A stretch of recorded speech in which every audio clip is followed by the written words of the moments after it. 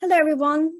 Welcome to our Teaching English webinar for teacher educators, in which Daniel Sherry will discuss how teacher educators can encourage teachers to engage with and in research.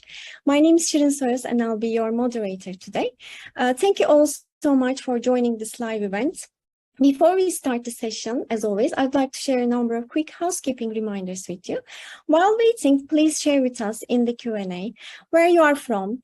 If you work in pre-service teacher education, type pre-service. If you work in in-service, type in-service in the Q&A.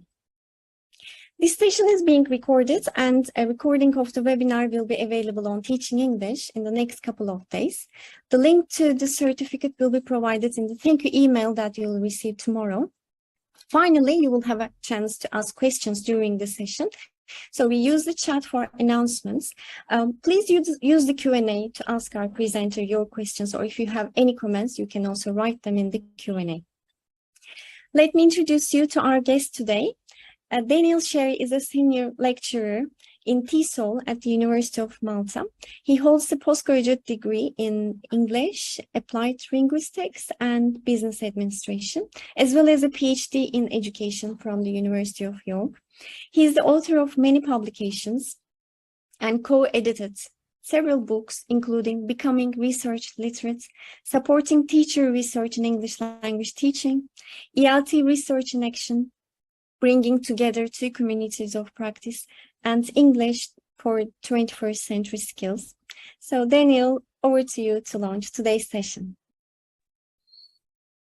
Thank you, Shirin.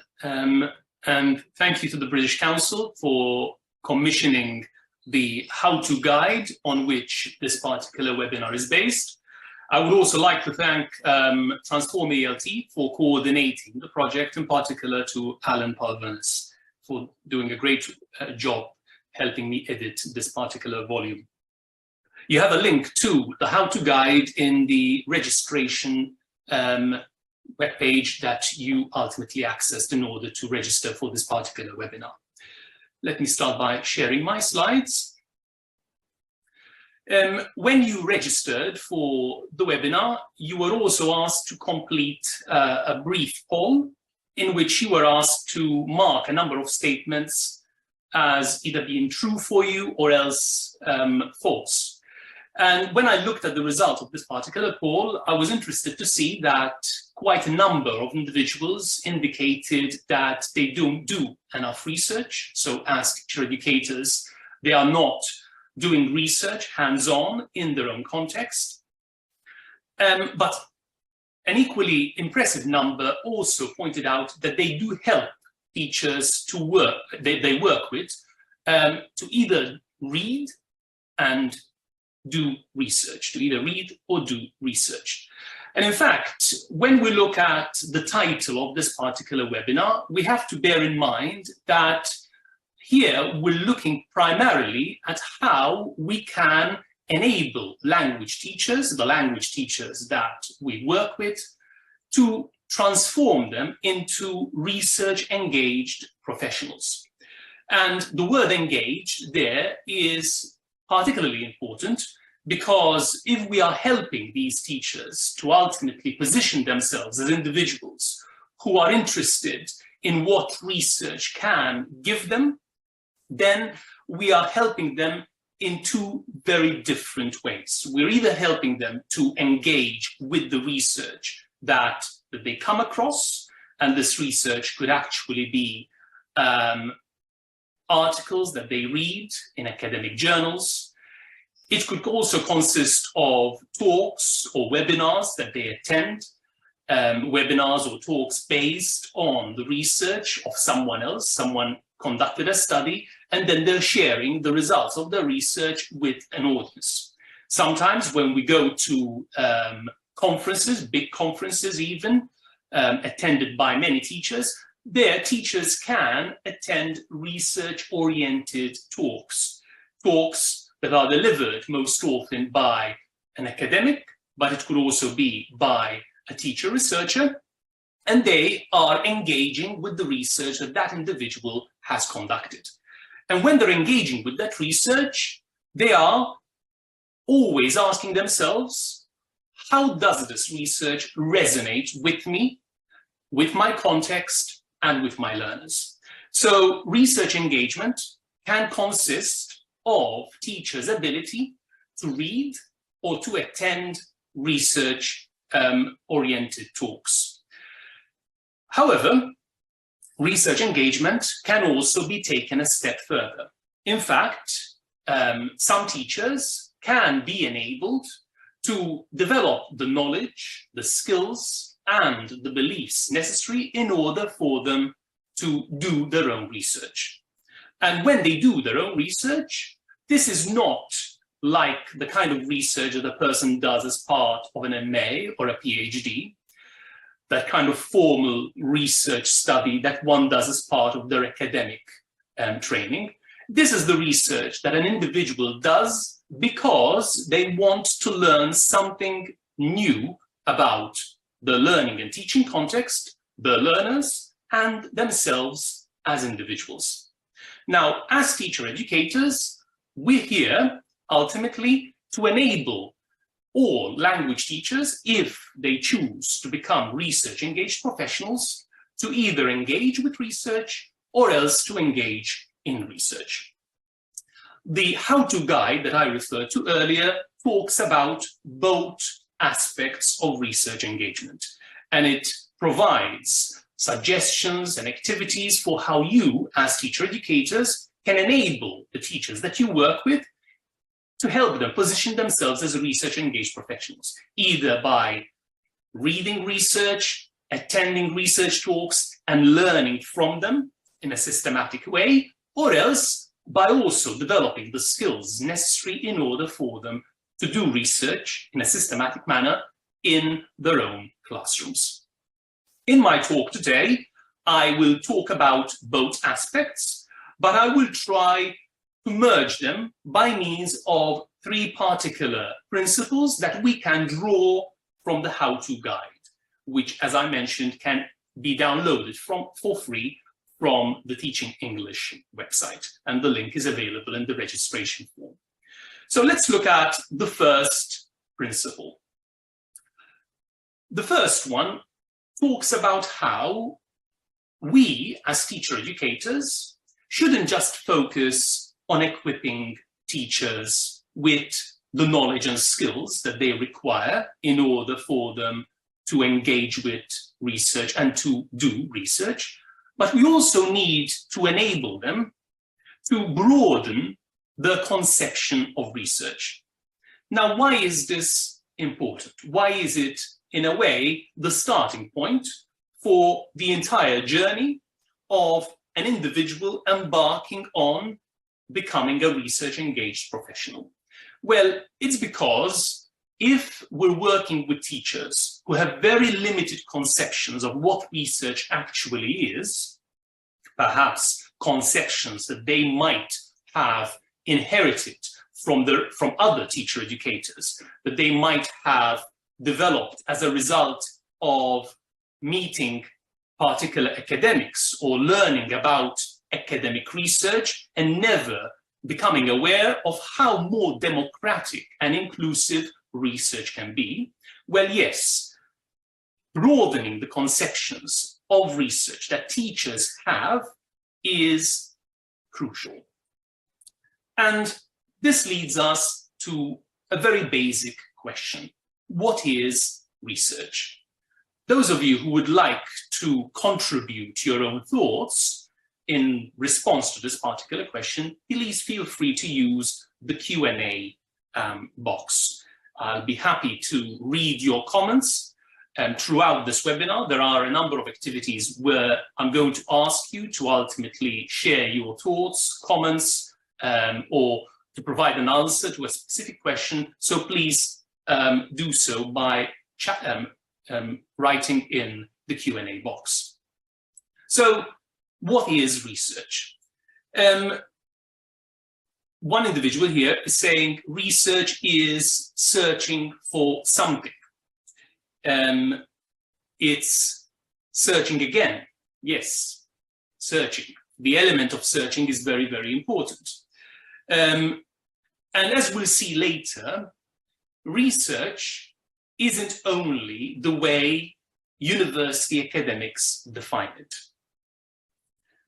I'm going to show you 3 scenarios, and what I'd like you to do is read through each one. They're very brief scenarios, and I'd like you to categorize each one of these 3 scenarios as definitely research, probably not research, and definitely not research. These scenarios are taken from a paper published by Simon Borch, and in deciding whether each one of these scenarios is research or not, what I'd like you to do is to ultimately think about how you yourself conceptualize research. How do you think of research? What is it for you?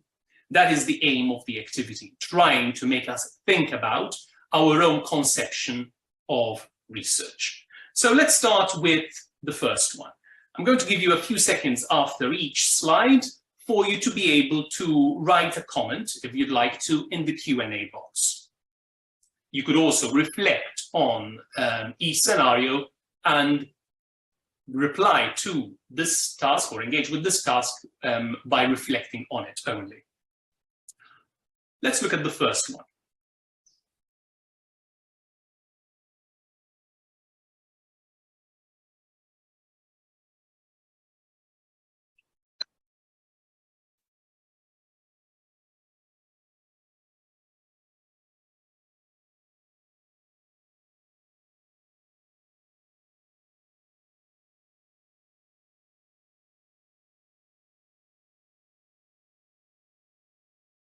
Okay, looking at the comments, I'm seeing someone is saying definitely not research, someone is saying probably research, someone else is saying definitely research, and someone even saying probably not research. So we have different views, and that's healthy. It's good that we have different views as to what research is. What we have in this particular scenario is a language teacher who realizes that there is a problem in her classroom. She is aware that something that she's doing is not really delivering the results that she hopes for. So what she does is she takes notes, and the act of note-taking here is a means by which she reflects on the outcome of this activity, decides to do something different in the next lesson, and then learns that this new activity is successful. Now, for some people, as we can see from the Q&A box, this is not really a research activity, but there will be others who will disagree with you, and they will tell you that this is actually a form of research. It is also very similar to an approach to research that is called action research, where we start with a problem, we identify a problem, we decide to do something about that problem, we reflect on the outcome of our intervention, and then, if need be, we go through the cycle all over again. So quite a number of individuals in the world of classroom research and teacher research would tell you that this is an example of research, including a person who is synonymous with action research, Anne Burns. Anne Burns would tell you that this is definitely research. It is a means by which a person is learning about the results of her performance, her actions in the classroom, and making changes by means of reflection. Someone else, like Thomas Farrell, would also tell you that this is a form of research, because the individual here, the language teacher, is reflecting on the actions that she takes as an educator. Let's look at another example.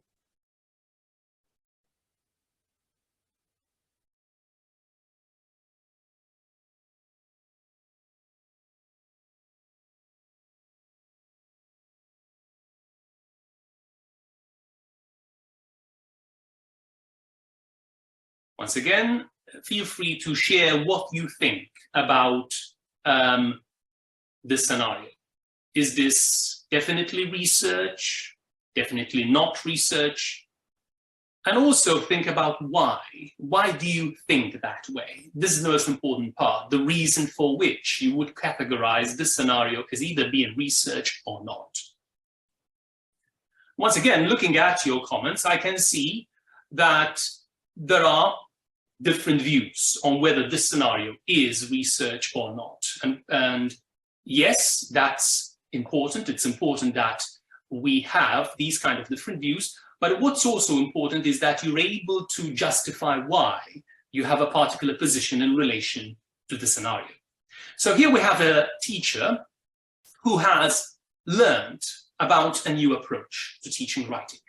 And this particular teacher decides to experiment with this approach, but he doesn't just want to experiment, he wants to collect data about the results of his experimentation. So that's when he decides to video record his lessons. He also collects examples of his students' writing, perhaps to see whether this new approach has a bearing on the writing or not. He analyzes the data that emerges from this particular series of lessons. And then once he analyzes that data, he decides not only to use what he's learned for himself and his students, but he decides to share the results of this intervention with his colleagues at a staff meeting. There, we're looking at dissemination. So this is not a teacher who is merely doing something different in class and reflecting on it. This is a teacher who is intentionally seeking data to learn more about what he's doing in the classroom. And on the basis of his analysis, he comes up with specific findings, new knowledge, which he then shares with his colleagues. So this particular teacher is not only interested in what he himself can learn from the process, but he's also interested in how his colleagues and their students can benefit from the process. So many people working in the field of teacher education would tell you that this is an example of research. Someone like Steve Mann, who's written a lot about using video recordings as a means of helping teachers to develop professionally, would likely tell you that this is a valid way of learning more about your classroom, about certain techniques that you're using, and then perhaps helping others to benefit from the process. The last scenario involves an element of co-teaching.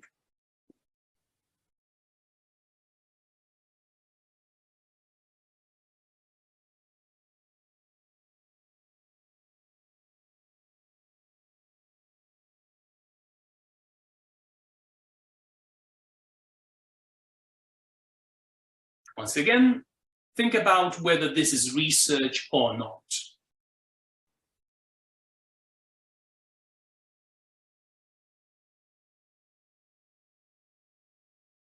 And I can already see that some people are saying that this is definitely research. Here we have two teachers who are collaborating. Perhaps they're not teaching the same class, but they're observing one another. So there is an element of peer observation. And what the observer helps her colleague to do is to learn more about what she herself is doing in class. So they're helping one another to learn about what they're doing in the classroom, the approach that they adopt in the classroom, and they're using one another as a means of learning about the differences and similarities in terms of the approaches that they use. The collaboration goes beyond that. They also decide to use the notes that they come up with, and note-taking is a very important exercise in enabling us to reflect on our own teaching. They put an article together, so there is an element of dissemination here, and by means of this article, they're helping the broader community to learn from what they did. Okay, so this would be another example of teacher research. Some people would see this as research because, once again, these individuals are being quite systematic in how they decide to learn about the context in which they operate. And they're using peer observation for that purpose. So they are collecting data in a way, but they're not collecting it perhaps in the way an academic would collect it. They're collecting it in the way they themselves see fit as language teachers. And this is very, very important, an important point to make, that when we think of research, we shouldn't just think of it in the way people who work at universities, like myself, we shouldn't just think of it in the way that these people look at research. Research is not just academic research. Here we're talking about encouraging teachers to engage in practitioner research. So, Christine Kuhn, who is a teacher educator based in the Gulf, when I asked her a question a number of years ago in an interview about what is research for her, she had this to tell me. And as you can see, research for her is something quite simple. You can boil it down to something very, very simple. And some of you did mention something similar to this in the chat box earlier. For Christine, research is finding something out, something that she is interested in or that she didn't know before. So in a way, what she's saying is that she has questions, she'd like answers to these questions, and research is a means by which she can find answers to those questions. It's learning something new about her students. We can obviously expand this to say that when we engage with research or engage in research, we're not just learning more about a teaching approach. We're not just learning more about our learners and what they're capable of, but we're also learning more about ourselves as language teaching professionals. Then Hatch and Pahavi talk about research needing to be systematic. And someone like Simon Borch would agree that you need to use a systematic approach to finding the answers to the questions that you have as a language teaching professional. The teachers that you work with have questions. They have questions about what is happening in the language teaching classroom. They have questions about the learners. They have questions about themselves as professionals. And research is a means by which they can find answers to those questions. But adopting a systematic approach enables them to do so in a more effective manner. And this is why when language teachers are helped by teacher educators like yourselves to do research, it's important that they are provided with the tools to ask appropriate questions. Not all questions will result in findings that are useful. Not all questions lead to doable research, as we'll see in the last part of this webinar.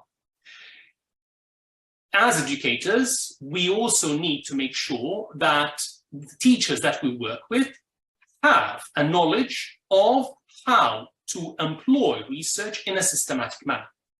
The tools that they use, the research design that they come up with. And in that way, when they're generating the possible answers to the questions that they have, those answers are useful. They are answers that they can use in their career, but also for the benefit of the learners. Now let's turn our attention to the second principle. I did mention at the beginning that this webinar revolves around three main principles. We've already covered the first principle, which looks at the importance of teacher educators helping teachers to broaden their conceptions of research. Our second principle is made up of two components. The first component is that research, whether you're engaging with it or engaging in it, is or can be a form of professional development. Only obviously if teachers wish to see it that way and wish to engage in it. This is not something obligatory. Teachers need to ultimately be willing to become research-engaged professionals. But if they choose to be research-engaged professionals, to position themselves in that way, then it can serve as a form of professional development. The second component of this principle is saying that this applies to all language teachers. It means that research shouldn't be seen as something elitist. It isn't something that belongs only to select few individuals, perhaps teachers who have been trained up to postgraduate level. No. Research can be used by all language teachers who are interested in engaging in it or with it. And this is something that Kathleen Graves, a teacher educator based in the United States, firmly believes in. She is convinced that research is a very broad notion. And the kind of research that is perhaps appropriate for academics might not be suitable for language teachers, who might require a more specific application of research. Kathleen Graves believes that research should be available to everybody. And by everybody, what she's implying is that it's available to all language teachers if they wish to make it part of their identity. And this is something that Richard Smith agrees with as well.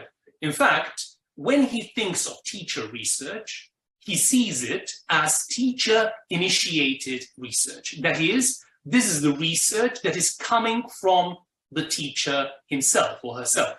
This is the research that the teacher is interested in engaging in or reading about. And teacher-initiated research is ultimately research conducted by teachers, for teachers and their learners.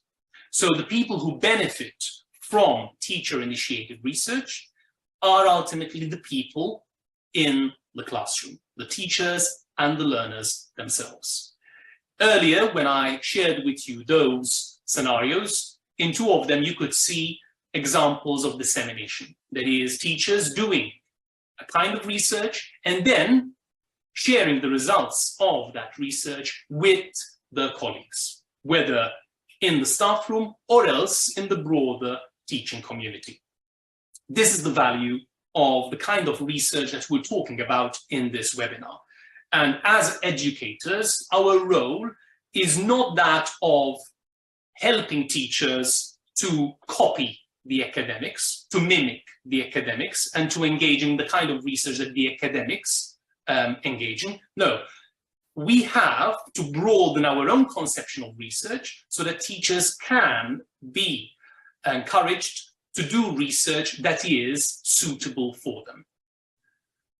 And now I'm going to share with you a number of statements about teacher research. These are statements that different individuals working in the world of teacher research shared with me in a book that I published in 2018, and there's a link to the book. It's an open access book. There's a link to the book in the how-to guide, the British Council how-to guide that the webinar is based on. And what I'd like you to do when we read each one of these three statements is to think about whether you agree with this individual or whether you disagree. But once again, think about why. Why do you agree or disagree? That's the most important thing. Reflect on the reasons for which you agree or disagree with these statements. And feel free to share your reactions to the statements in the Q&A box. I'm very happy to see that quite a number of you are sharing your comments, your thoughts on the statements or scenarios that I'm sharing with you. Let's start with the first one. This is by a teacher educator based in Greece called Achilles Kostoulas. I'm going to give you some time to read that and then to think about whether you agree or disagree with Kostoulas.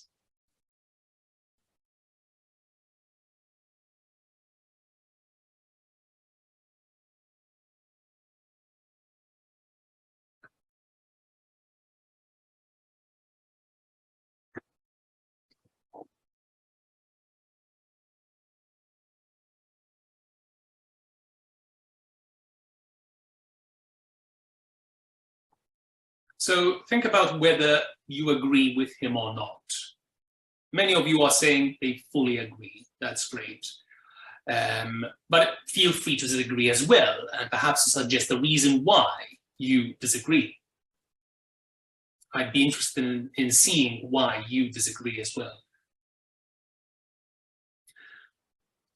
What Kostoulas is saying here is that teaching, in order for it to be effective, in order for it to lead to success, to positive results, it cannot be divorced from knowledge that is generated by means of research, empirically based knowledge. What Kostoulas is ultimately pointing out is that teachers who want to ultimately engage in effective teaching cannot dispense with the knowledge that research gives us. So he is suggesting that the language teachers that you work with, they cannot disregard the results of research. They cannot bury their heads in the sand and ignore what is happening in our field, the field of English language teaching. If they were to do so, then they would merely perpetuate those practices that they've been engaging in for a number of years, and this leads to the fossilization of the profession. The profession doesn't grow, doesn't develop, doesn't innovate. In a way, Kostoulas is pointing out that even if teachers decide that doing research isn't for them, they cannot disregard engaging with research. Now, engaging with research doesn't mean they subscribe to TESOL Quarterly, but it means finding out about what's happening in the field with respect to the skills that they teach, the systems that they focus on in class, and the different things that they are responsible for as language teachers. That's what he is suggesting. We need research because research leads to new knowledge, and language teachers benefit from that new knowledge because it helps them to teach more effectively. Now, that's his view, and you're welcome to agree or disagree with him. There are people actually in ELT who disagree with Kostoulas, prominent ELT individuals who have said that teachers should just focus on teaching and they shouldn't think about research. Research isn't something that they should worry about. Now, unfortunately, when prominent individuals in ELT make such statements, they don't realize that they are encouraging teachers to ignore something that can help them to develop professionally. And the development of an individual, of a teacher, can take place as a result of perhaps going to a teacher conference and learning about how to teach vocabulary or how to do something, learning techniques that they can use on Monday morning. But it can also happen if they attend a research talk which talks about an aspect of vocabulary teaching, for example, of vocabulary learning, which resonates with them as teachers of vocabulary. Okay, so professional development goes beyond merely attending a talk by an ELT guru who is telling you about how to teach something or other. This is the second statement. Once again, this is by Kathleen Graves, and let me know whether you agree or disagree with her.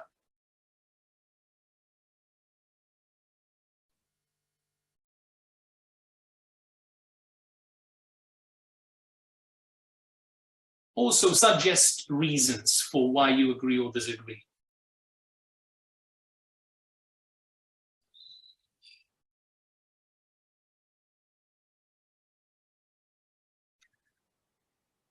Kathleen is saying here, and some people would say that it's a controversial statement, because she's saying that when teachers do research, here she's focusing on the act of doing research, what is happening is that they are generating knowledge for themselves. And the reason why I use the word controversial is because what she's suggesting is that research enables teachers to find the answers to their questions without having to rely on the experts, on the academics.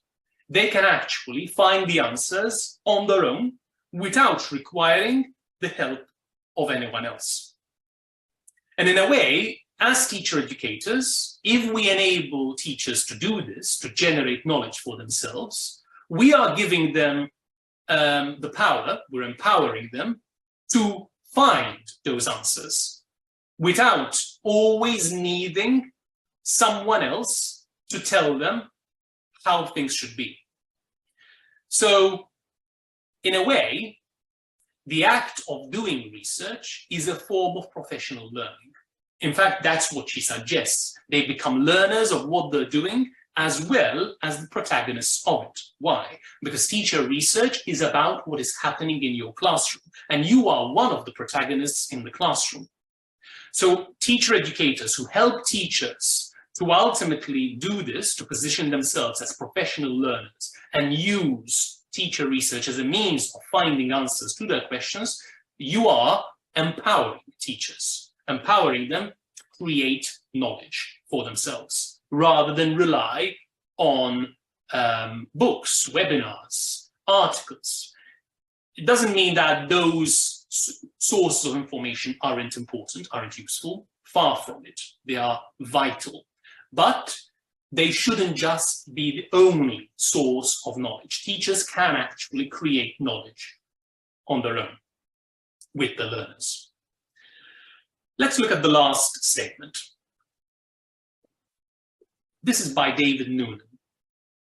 Once again, this comes from an article that appeared in the 2018 book that I mentioned earlier.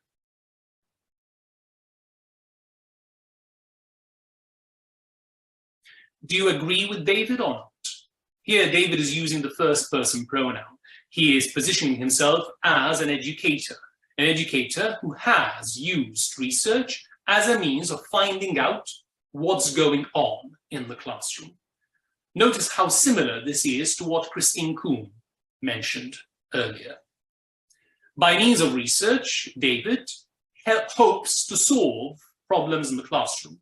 And earlier I mentioned that actual research most often starts from that point of departure, a problem.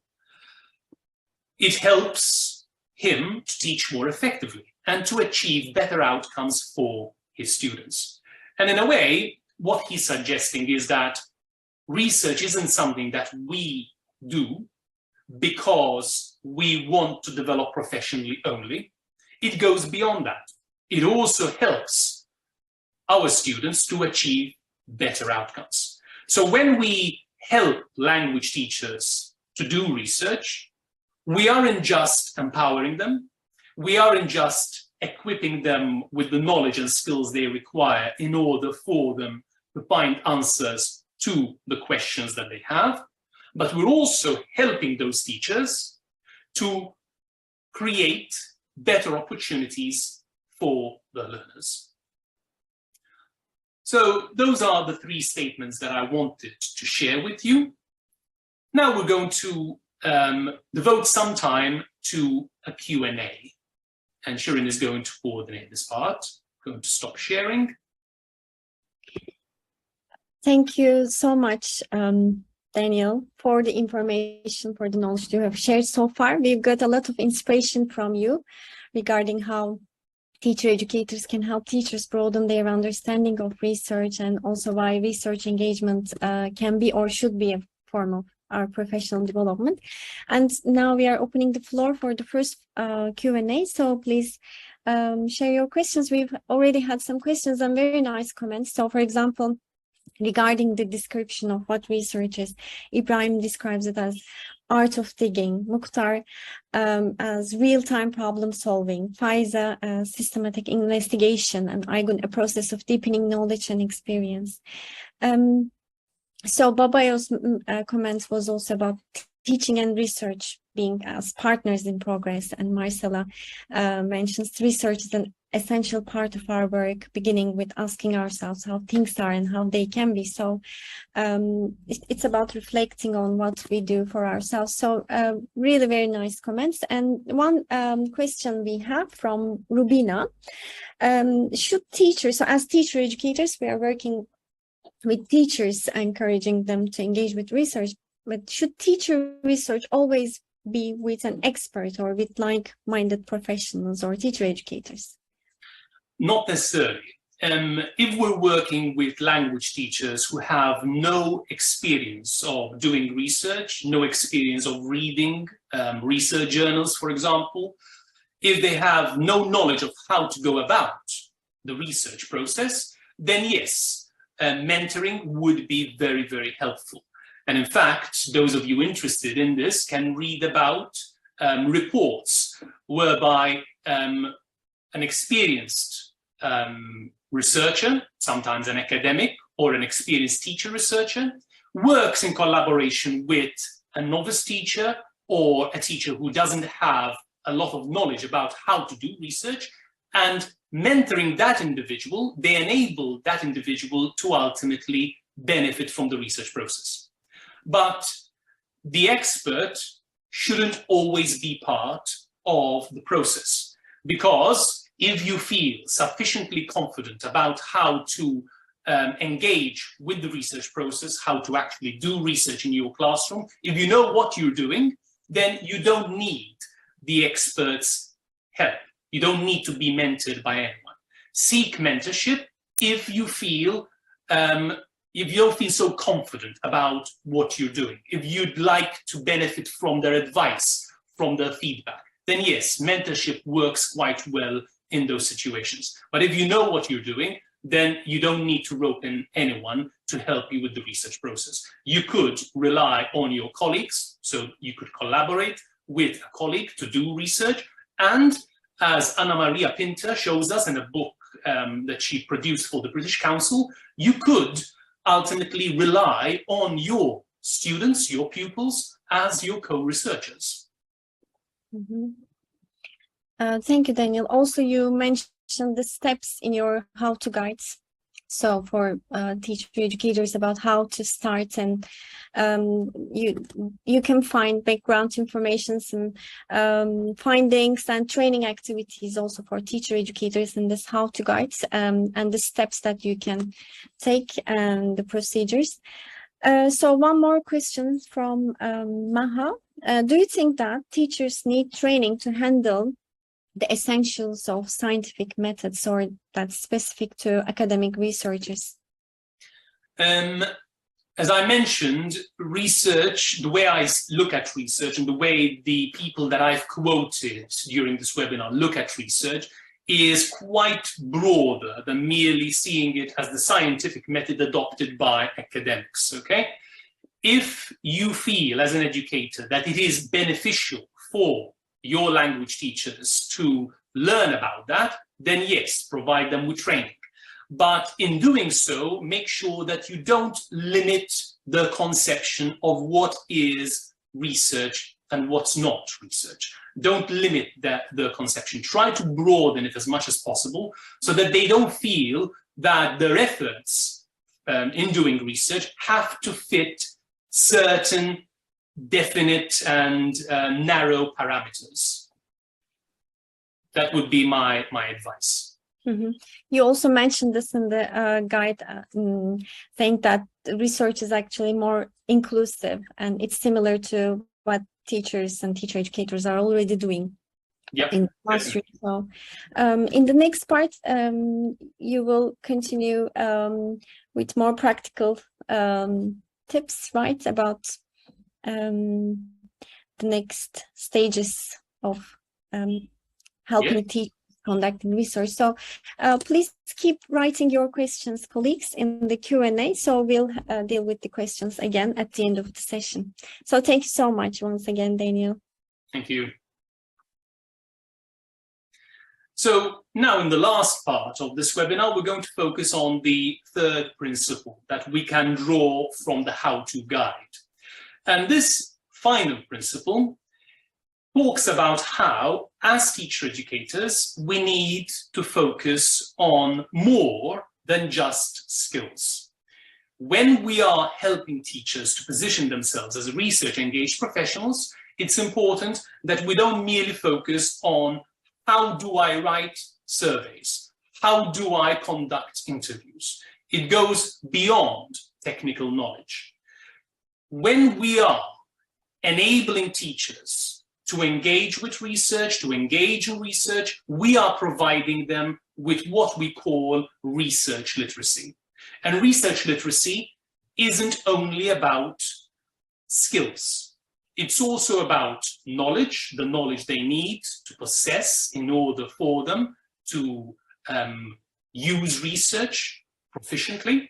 But it's also about their own attitudes and beliefs in relation to research. And this takes us back to the first principle, those conceptions that we want to actually help develop in our teachers. So this last principle talks about research literacy. And in the how-to guide, I elaborate on it quite a lot, because there are different things that we can do with teachers in order for them to see themselves as research literate. Individuals who can know where to find the research that they can learn from. So it starts from merely knowing how to search for information. Where are the reliable sources of information? The journals, the magazines, the webinars, the videos that exist everywhere, but they need to be able to filter through all of that information to identify what is useful for them. That is one of the initial components of research literacy. Then we have the aspect of developing a broader conception of research. And then we also go into the technical skills. That is, how to, for example, design a research instrument, how to decide on a particular research design, how to mix different methods together. Those are also part of the knowledge and skills that teachers require and that we can help them with as teacher educators. In this last part, I'd like to use one example with you. And this example has to do with research questions. Exemplary research, I'm arguing, starts with an excellent question. So yes, teacher research can be seen as finding answers to the questions that we have as language teaching professionals. And if we enable teachers to do this effectively, then we are really giving them a very powerful tool. But as part of the skills that we can help them to master, we need to really focus on something basic and yet of crucial significance, which is that of formulating a question that can lead to usable information. A good research question is basically the foundation of any study a teacher wishes to do in their own classroom. It helps the teacher to limit their investigation to something small enough that they can actually focus on without getting distracted by other foci. It provides the study with boundaries, and it enables the teacher researcher to limit themselves only to what they are investigating, and it gives the teacher researcher a sense of direction. They know where they're going. However, even though it is a very basic thing for them to master, it is not all that easy. And this is where, as teacher educators, we can really help them to think about the wording of a research question, the focus of a research question, and the potential pitfalls that they could encounter when writing a research question. So O'Leary, in her book, talks about how we can focus on a topic. So we think of a topic, let's say vocabulary teaching, okay? And if you're working with teachers, they're all going to come to you with different kinds of topics. Why? Because they're interested in different areas. If you use this particular framework here, the one on the slide, you can enable them to go through a process that leads them from generating a topic to coming up with something that they can use as the starting point of the study. So they would come to you with a topic, and by means of different ways of exploring that topic, thinking even about practical issues such as, can they potentially explore that topic? What are some of the problems that they might face if they were to explore the topic? So you define the topic, you try to narrow it down to something that is manageable. Then, in the second stage, you help teachers to generate questions. These aren't research questions, this is a brainstorming exercise. As many questions about that topic as possible. By means of this particular stage, what you're enabling teachers to do is to identify an angle. And it is this angle on the topic that will then lead them to the last stage of the process, which is that of coming up with a research question. And after a number of revisions, this is a question that is researchable. That is, it's something that can be done. Logistically, it can be done. Ethically, it can be done in terms of the teacher's expertise, because they have the knowledge and the skills to actually find answers to that question. So this particular framework, I feel, helps, if we use it in teacher education, helps teachers to move from being interested in a topic to a question that can really act as the starting point for an investigation on the part of a teacher. What we're trying to do is we're trying to help teachers to narrow the scope of their investigation. And we can do this in a variety of different ways. And here I've listed 7 ways in which we can enable teachers to ultimately narrow things down as much as possible. We can ask them to think about the issues, the problems, the challenges that they face as professionals. We can ask them to think about an issue from a different kind of perspective, turning it upside down. We can, if they are already familiar with the literature, ask them to think about a gap in the literature on the specific topic and to investigate that particular gap. And there are other ways in which we can encourage teachers to ultimately narrow the focus of their investigation. Narrowing things down is a very important thing, because when teachers come to you with a research question, the very first thing that you're going to see is that it is too broad, or it might have different foci. So your job is basically helping teachers to narrow it down as much as possible and to make the study as simple and practical as possible.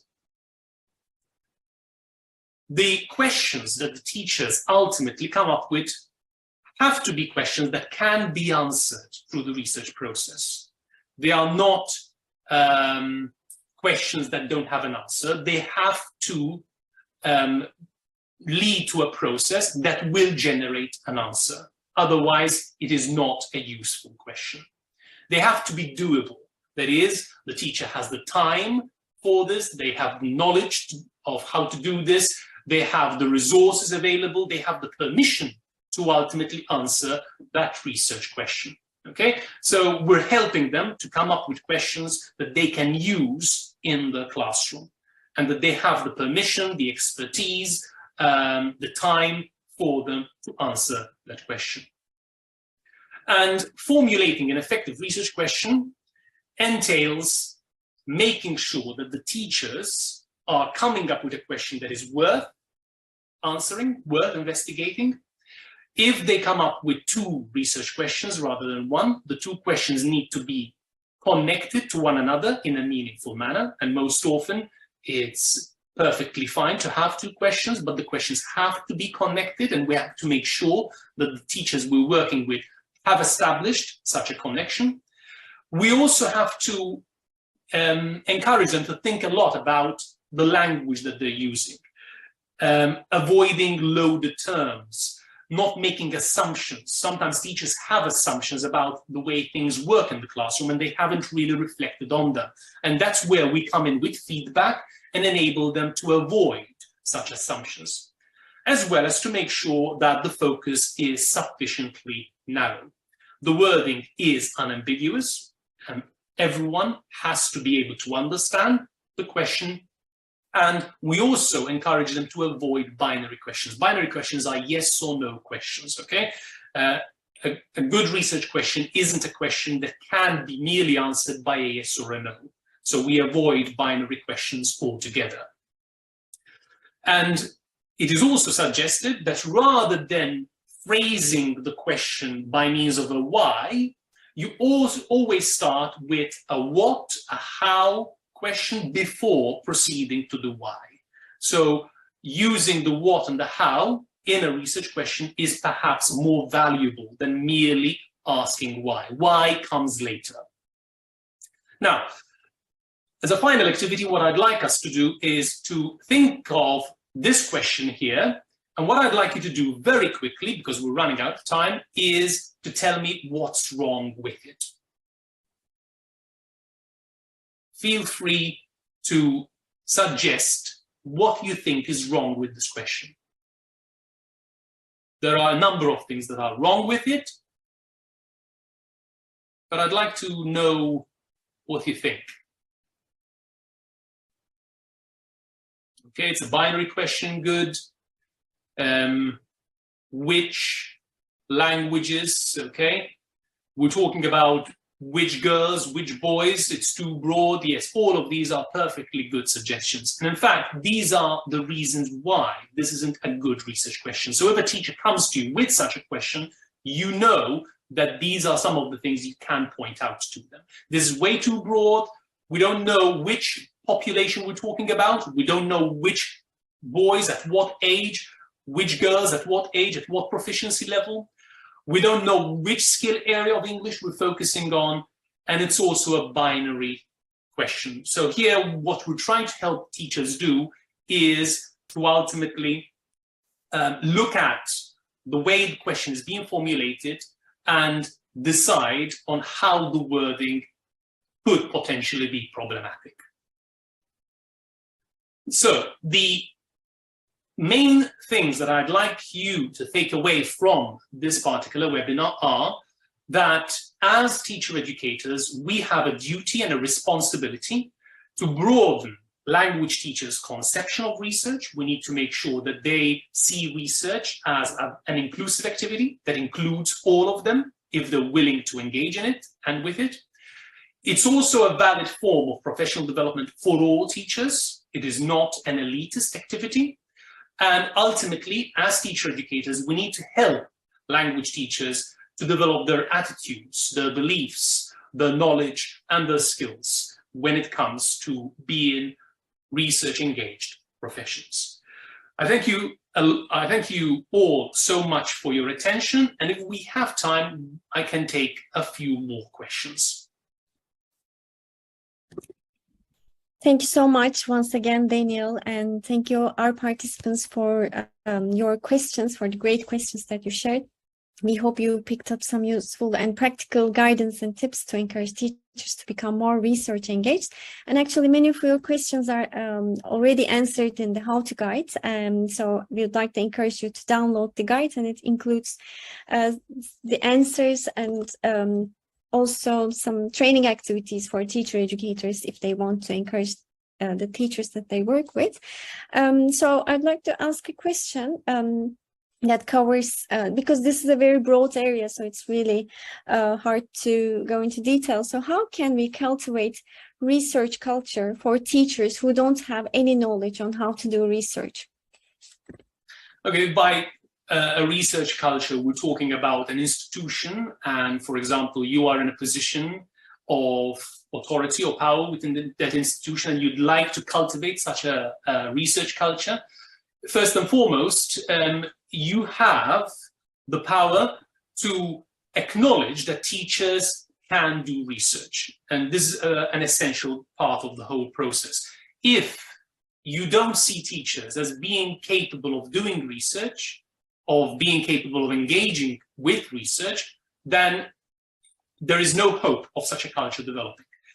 Those school leaders, for example, who see teachers as being capable of generating knowledge for themselves, they are best placed to encourage teachers to ultimately engage in research in that school.